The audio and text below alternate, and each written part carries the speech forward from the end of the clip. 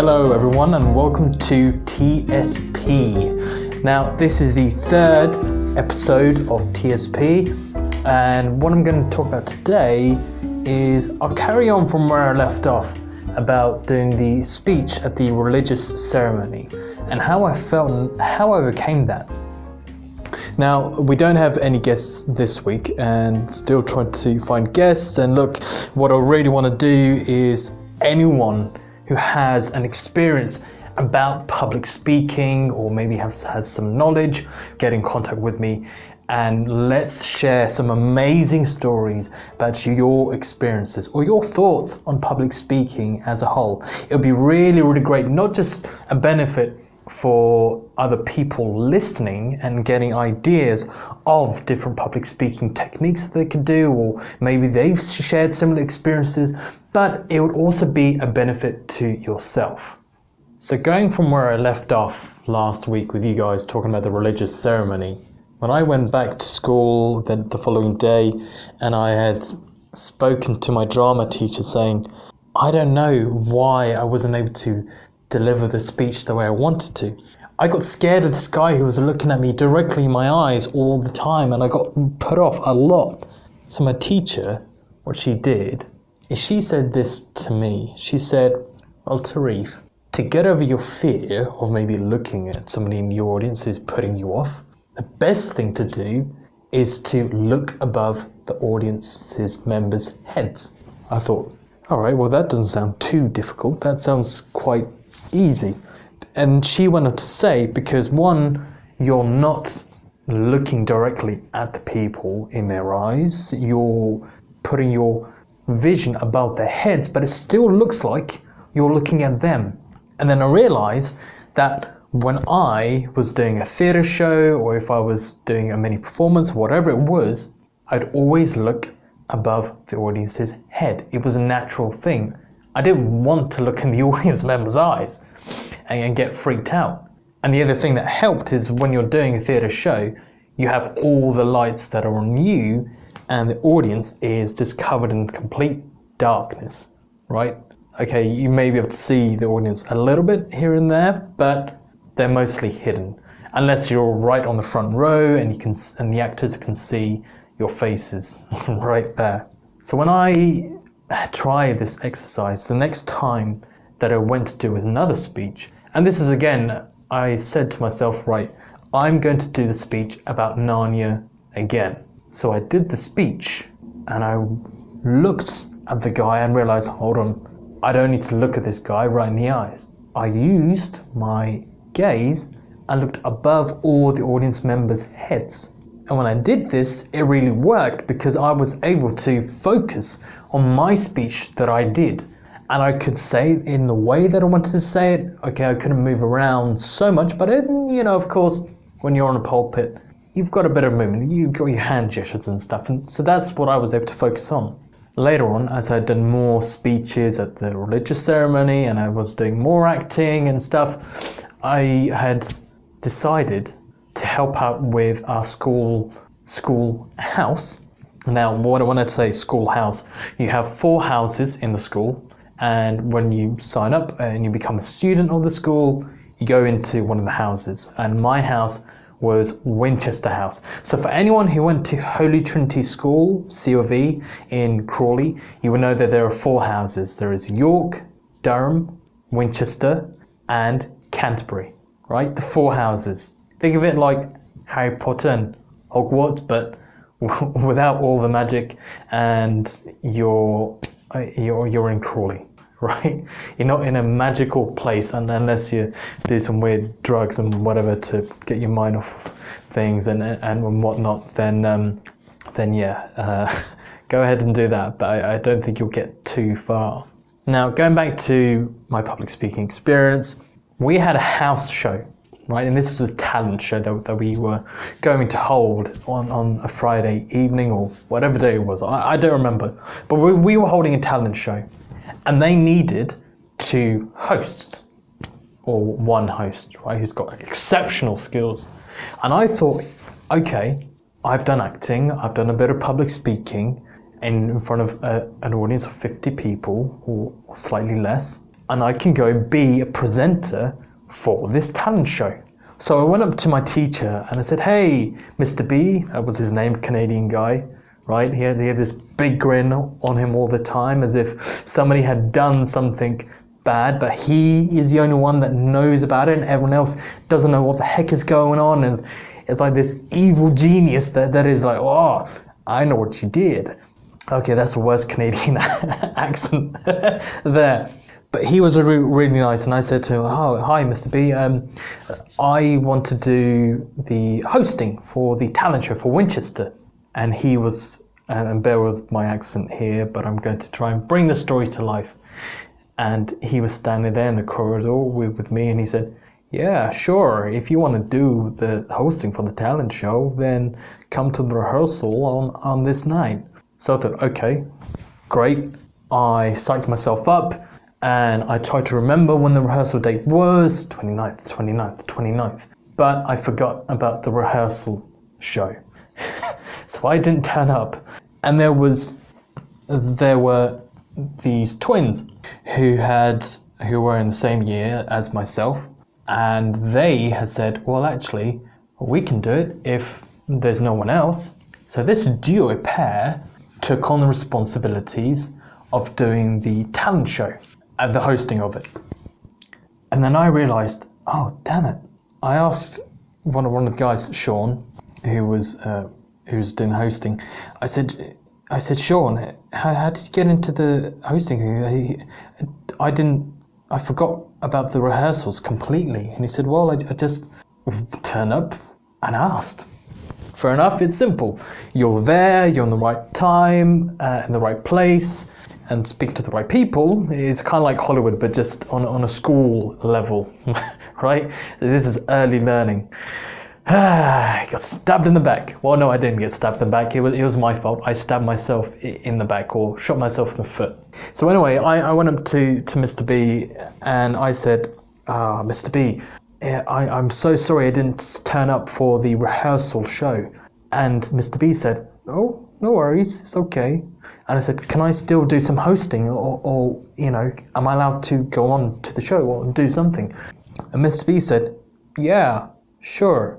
And his smile went from a big smile to a mini smile. You know, when you have that look when you're thinking, well, you're a funny guy, but what are you doing? You okay? Oh, I'm not sure about you, but okay. Maybe it wasn't that deep, but I asked him and he put me onto the talent show as a host. And on the night, I had no preparation at all. I did not know what acts were going to go on because I never even turned up to the rehearsal. And then the two other guys, the twins, Sean and Nathan, they had said, they had showed me the list of the running order. And I had to look at it and remember what the running order was and what I would go on to do and introduce the act. So I had a look, and the two guys, the twins, they went up and they were doing the show and at the beginning and really going for it with the hosting stuff, and they were really great. They had jokes, they were cracking jokes and whatnot, and I was thinking, oh no, I've got to improvise here. I can't do this. But I thought, no, I am going to do this. Just to give you some background, and then before the show had happened, when I had said that I would host the talent show as well, one of the girls from my class, and if she ever listens to this, she'll definitely know what I'm on about. She came up to me, and I think I was going off to the lunchroom or something, or wherever I was going off to a class, and she said to me, I was like, oh, hi Tarif. Oh, hi. How you doing? You alright? Yeah, not doing too bad.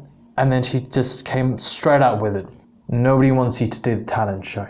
Nobody wants you to host. I looked at her, I paused, and I thought, I'm going to do the hosting for the talent show. We'll see what happens. I don't care what they think. I'm going to do it. So she was like, but nobody really wants you to do it. I think they're okay with Sean and Nathan doing it. It's like, but I said I'd do it originally, and I'm going to do it. So I forced myself into the talent show, right? And so, bit of sales technique there, and just taking on that thing and saying, I don't care what you think about me, I'm going to do what I want to do, right? Of course, look, within the legal limits. I'm not going to go around, start killing and shooting people or whatnot, or doing drugs or, going nuts. But I said I'm going to do what I want to do. So when it came to my turn and going back to the talent show to host and introduce the next act, I looked at the paper and went on and remembered the acts. It was, I forgot. It was one of those, it's that thing where you have a string and you have this plastic thing on top of the string, and it looks like there's two cups and they're back to back, right? Like a big yo-yo, but the yo-yo is not attached to the string. It's separated, and you put it on this string thing, and you lift up one side with one hand of the string, and then you go to the right, and it's like a little pulley system thing that you're going on, and the thing in the middle goes up and down and whatnot, and I don't know how to do it, but that's somebody, whoever's listening to this, if you are listening to this, probably knows what I'm talking about. I can put in the comment what I'm talking about. Now, when I went on stage and introduced this person, I said, hello, everyone. This is blah, blah, blah, doing the yo-yo trick, and enjoy. Now, I was uncomfortable at the time. Again, going back to when I was doing the first speech at the religious ceremony, I didn't feel like I was in the right place. I didn't feel like I was being myself. But the thing is, once I'd done that first introduction, I kind of relaxed. And I realised, well, actually, if I've done speeches in the past, I can just adapt to the situation. Sometimes some people, they're not able to adapt to a situation. Maybe it's completely different. This was in a hall with maybe 100 or so people, and they were made up of parents and with children and whoever from the school, right, come to see the talent show. So when I had done that first introduction, I felt okay, I felt all right. I was like, yeah, okay, that wasn't too bad. I went to Nathan and Sean and said, no, it's not too bad, because beforehand I was getting myself psyched up. I was like, oh, okay, I can do this, I can do this, I think I can. Can I? Yes, I can. No, you can't. Yes, you can. Yes, I will. So through all that psyching up, I had actually done okay. And then when it was my time to introduce the next act, after the twins had introduced a couple of other acts, I was introducing an act of some Bollywood dancers, right? Who, a couple of the girls and one of the guys from Winchester House who wanted to do some Bollywood dancing, which was great. They were really good at it. So here's what I did. I went up on stage and I said, yay! So that was a brilliant act. And did you guys all enjoy that? Yeah! Well, they didn't go, yeah, like roaring, but they were like, yeah. And then when I introduced this Bollywood dancing act, I was like, so now we have a group of Bollywood dancers doing blah, blah, blah, blah, blah, with blah, blah, blah, blah, blah. And what I did, and this just happened, right? It wasn't intentional at all. You know how in the Bollywood dancing where they put their hand above their head, put their hands above their head in like a triangle house looking shape thing, and they go right to left, left to right with their head moving at the same time, and they bend their knees like a crab walk. So you're standing there like a crab with your hands above your head, and then you move side to side. That's exactly what I did. I said, enjoy the show, and I went, woo. I scooted off stage.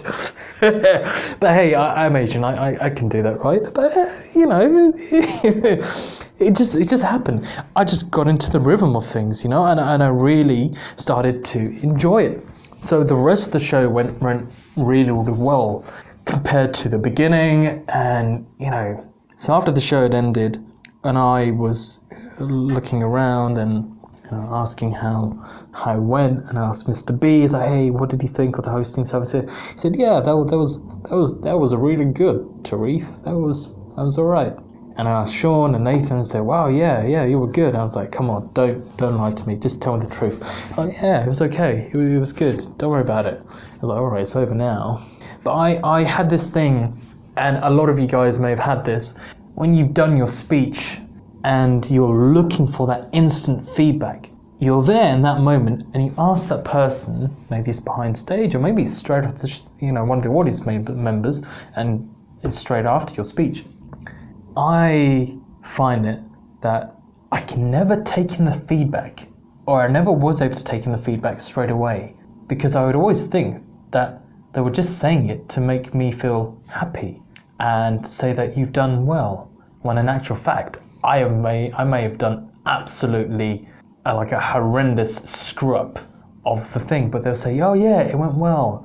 But then what I'd do to get over that, I would say, no, you've got to be honest with me. I don't care if it's good or bad, just tell me, what did I do?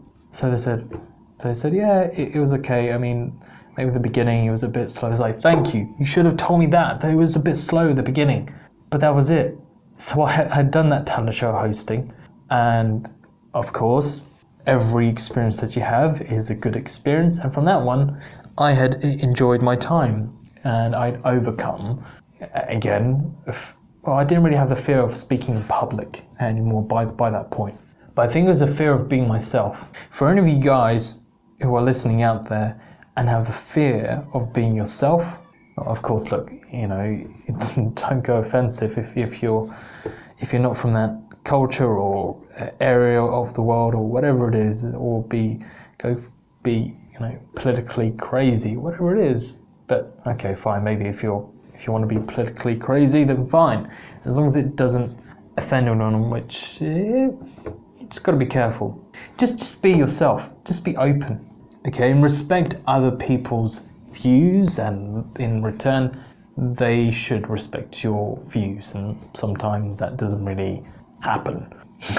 But you know what I'm saying, as long as you respect other people, who they are, you can be yourself, because that is the number one thing when it comes to public speaking. And that's what I found out when I'd done that little Indian Bollywood dance, that I like to have a little joke, and I like to use my movements to show off to people, and become a different character. With acting, part of myself and my personality is that I like to pick up on what other people do, and also mimic their movements, their voices and stuff. That's just me. So thank you very much for listening to TSP, and I will look forward to next week, where I'll be sharing my story about when I started doing customer service in a call center. For now, take care and goodbye.